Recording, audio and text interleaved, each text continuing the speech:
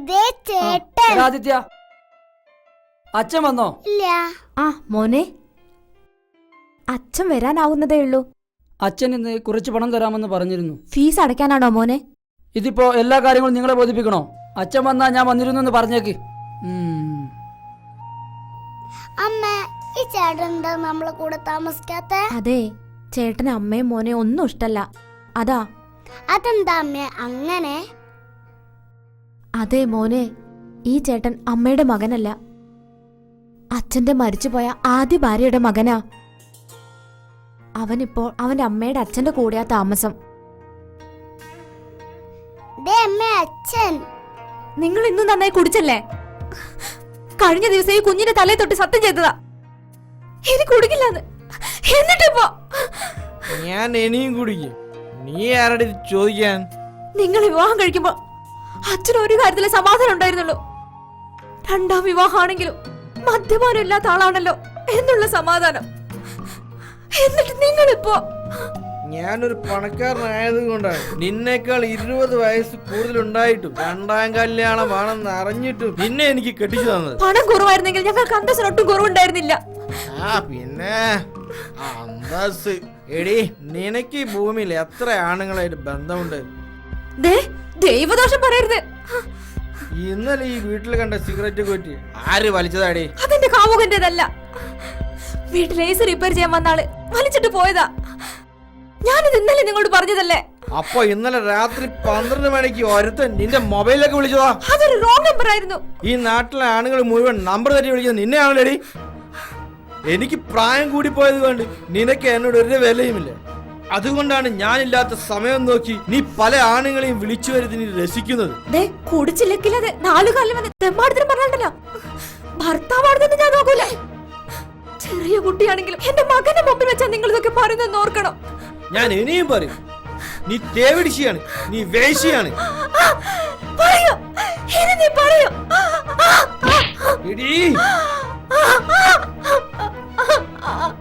അവൻ എന്റെ മകൻ തന്നെ.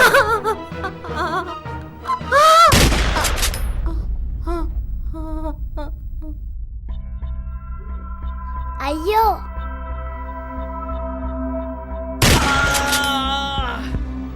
അമ്മേ, അമ്മേ, അമ്മേ, അമ്മേ, അച്ഛാ, അച്ഛാ, അച്ഛാ, അമ്മേ, അമ്മേ, അച്ഛാ, അച്ഛാ, അച്ഛാ, അമ്മേ.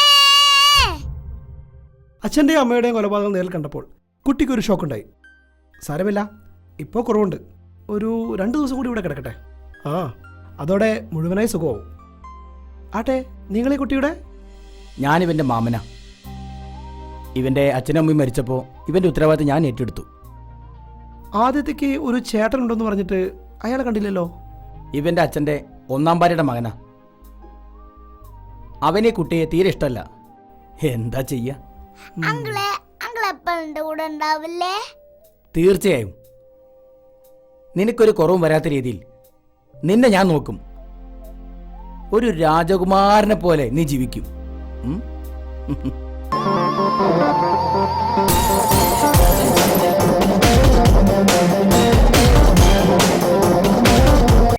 രൂപയ്ക്ക് പകരം 5000 രൂപ തന്നാൽ എങ്ങനെയാ സാറേ?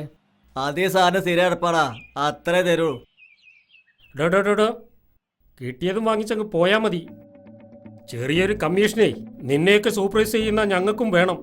7000 രൂപയ്ക്ക് 2000 രൂപ കമ്മീഷനോ? ഇതെന്ന് ന്യായം? ഞങ്ങൾ ചോര നീരാക്കി ജോലി എടുക്കുന്നതാ. ഞങ്ങളുടെ പിച്ചച്ചട്ടിയിൽ സാറ് കൈയിട്ട് വരുന്നത് ശരിയല്ല.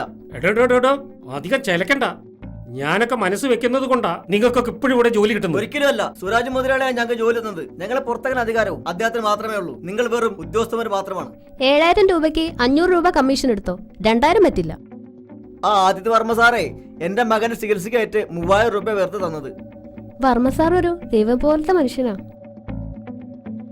അതെ അതെ, നമ്മുടെ കഷ്ടകാലത്തിന് ഇന്ന് അദ്ദേഹം ഈ സൈറ്റിൽ ഇല്ലാതെ പോയി. സാറ് വരുന്നു.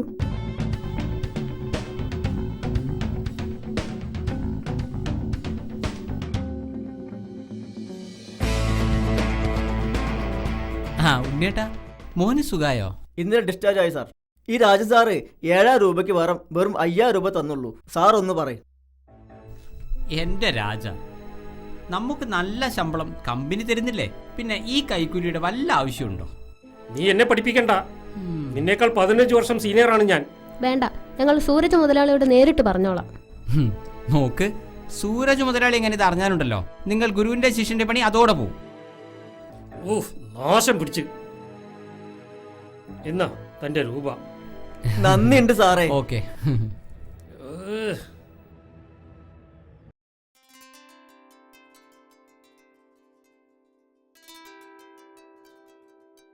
ആദിത്യവർമ്മയില്ലേ?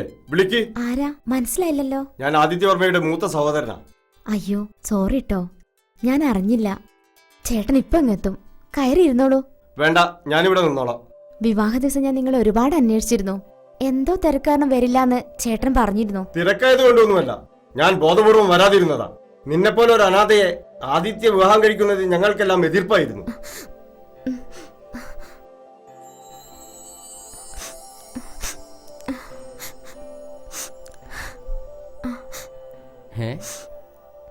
ചേട്ടനോ? വരൂ, അകത്തിരിക്കാം. വേണ്ട വേണ്ട, നീയേ ഒരു സഹായം ചെയ്യണം. പണത്തിന്റെ സഹായം ഒഴിച്ച് ചേട്ടൻ എന്ത് സഹായം വേണേലും ചോദിച്ചോ, ഞാൻ ചെയ്തു തരാം. ഇപ്പോഴേ 4 ലക്ഷം രൂപ ചേട്ടൻ എനിക്ക് തരാനുണ്ട്. നീ 1 ലക്ഷം രൂപ കൂടി എനിക്ക് താ. 5 ലക്ഷം രൂപ റൗണ്ടപ്പ് ആക്കാലോ? നോ, ചുമ്മാ വെള്ളം അടിച്ച് നശിപ്പിക്കാനല്ലേ, ഞാൻ തരില്ല. ഉറപ്പാണോ? ആ, ഉറപ്പ്. ആ രേഖേ, ഈ പോയതാണ് എൻ്റെ ഏക സഹോദരൻ. അച്ഛൻ്റെ ആദ്യ ഭാര്യയുടെ മകനാ. പക്ക ഒരു യൂസ്ലെസ് ഫെല്ലോ. എന്തിന്, കഴിഞ്ഞ ആഴ്ച നടന്ന നമ്മുടെ കല്യാണത്തിന് പോലും ആള് വന്നില്ല. എന്തു പറ്റി? ആകെ ഒരു മൂഡ് ഔട്ട്. ഏയ്, ഒന്നുമില്ല. ചേട്ടൻ വാ.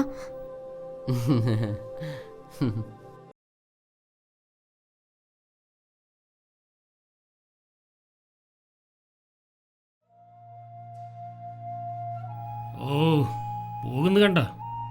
എടാ, ഇതിനെയൊക്കെ ഒരാഴ്ച കൊണ്ട് ഞാൻ വളച്ചെടുക്കും. നീ നോയിക്കോ.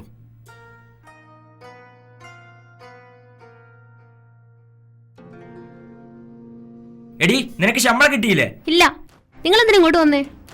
ആഹാ, താനെന്താടാ ഇവൾക്ക് ശമ്പളം കൊടുക്കാത്ത?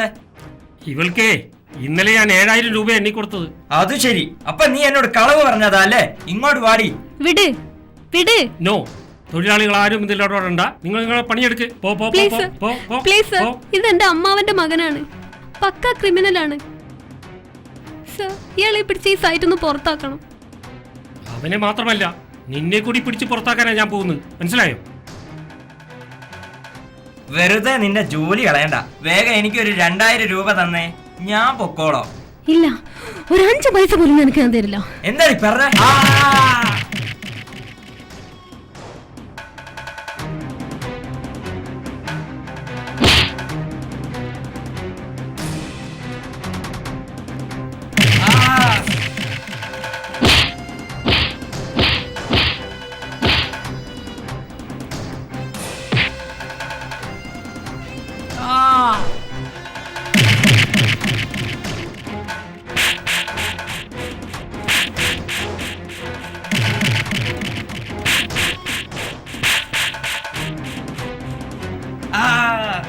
വേണ്ട സാർ, വേണ്ട വേണ്ട.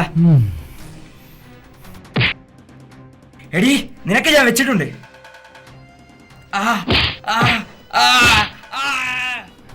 ആദിത്യവർമ്മ തടയുന്നൊന്നും ആർക്കും നൽകാനാവില്ല. ആദിത്യവർമ്മ നൽകുന്നൊന്നും ആർക്കും തടയാനാവില്ല. നടക്കാൻ പല വഴി, നശിക്കാൻ 100 വഴി, നേടാൻ 1 വഴി. അതാണ് ആദിത്യവർമ്മയുടെ വഴി. ഉഡായിപ്പ് കളിക്കല്ലേ, പണി പാളും. Keep in mind. Okay okay okay, thank you. Phone ചെയ്ത് കഴിഞ്ഞില്ലേ? ഞാൻ എയർപോർട്ടിൽ 2 മണിക്കൂർ മുമ്പേ എത്താം. ഓക്കെ. ആ മോളെ, നമ്മുടെ ഹണിമൂൺ ബാങ്കോക്കിൽ വെച്ചാണെന്ന് ഞാൻ പറഞ്ഞിരുന്നില്ലേ? ടിക്കറ്റ് എല്ലാം കൺഫേം ആയി. അടുത്ത തിങ്കളാഴ്ച മുതൽ ഒരാഴ്ചത്തേക്ക് നമുക്ക് ചിങ്ക ചിക്ക ചിങ്ക ചിക്ക ചിങ്ക ചിക്ക ചാ. ഈ ഹണിമൂണിന്റെ ഒന്നും ആവശ്യമില്ലായിരുന്നു ചേട്ടാ. ആ, അങ്ങനെ പറഞ്ഞാൽ എങ്ങനെ? സത്യത്തിൽ ഞാൻ കഴിഞ്ഞിരുന്ന അനാഥാലയത്തിൽ വന്ന് നിങ്ങൾ കുറേ പെൺകുട്ടികളെ കണ്ടു. എന്നെ ഇഷ്ടപ്പെട്ടു, വിവാഹവും കഴിച്ചു. പക്ഷെ നിങ്ങളുടെ കുടുംബക്കാർക്ക് ഈ രീതിയോട് തീരെ താല്പര്യമില്ലായിരുന്നു അല്ലേ? ഓ, എന്ത് കുടുംബക്കാര്! അച്ഛനും അമ്മയും മരിച്ചതിൽ പിന്നെ ആകെ ഒരു അങ്കിളുണ്ട്. അദ്ദേഹത്തിന്റെ ആശീർവാദവും അനുഗ്രഹവും നമ്മുടെ വിവാഹത്തിന് കിട്ടിയിട്ടുണ്ട്. അതുപോരെ. എങ്കിലും ഞാൻ കാരണം നോക്ക്, നീ വെറുതെ എന്റെ മൂഡ് കളയരുത്. എന്ത് മൂട്? ഈ